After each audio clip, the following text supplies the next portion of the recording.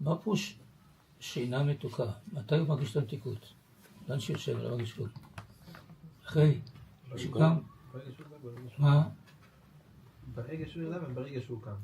ברגע שהוא קם מרגיש שמקודם היה לי מתוק. ברגע שהוא נרדם וברגע שהוא קם. שני הרגעים האלה. זה רגעים? ברגע שהוא נרדם וברגע שהוא קם. שהוא נרדם הוא לא מרגיש כלום, נרדם. אם יש לו... ברגע שהוא נרדם, עוד כשהוא... נמלנים, תראה. אם יש לו נדודי שינה, זה לא מתוק לו. בגלל שהוא לא יושן. לא יושן. הלימוד תירנין, ערב נער שם אלוקינו. סוכים מדרש שני וסוכים. בשעת הלימוד זה מתוק. או בשעת השינה לא מתוק, בשעת השינה יושן. לא מרגיש כלום.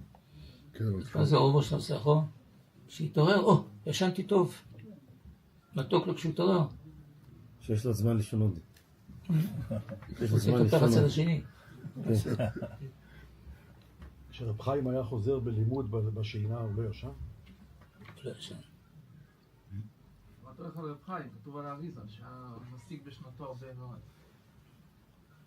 יש לו שתי חז"לים, יש לו עברי לילה לגרסה, ויש לו עברי לילה לשיינסו. הלילה לא נברא רק ללימוד, הלילה נברא רק לשינה.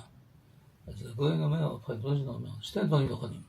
יש סודות התורה שאדם יכול לדעת את זה רק בחלום, רק בשינה. בער הוא לא יכול להשיג את זה.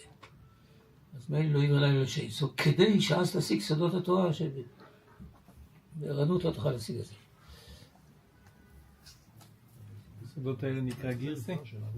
הסודות האלה נקרא גירסה? הוא לומד אז. השם לגבי שכר לימותירה. לגבי שכר לימותירה. זאת אומרת. זה לא קשור לשינה. מקבל לעשות את זה. כן, מי היה לא יגידו את זה. השינה עושה את המתיקות. זה כמו שמי שאוכל איזה גלידה טובה, הוא שומע איזה דבר טוב. זה שתי דברים. זה לא חשוב. אז גדליה סיפר שפעם הרב חיים התעורר באמצע השינה, אמרנו להביא כוס לעשות סיום. זה סיום.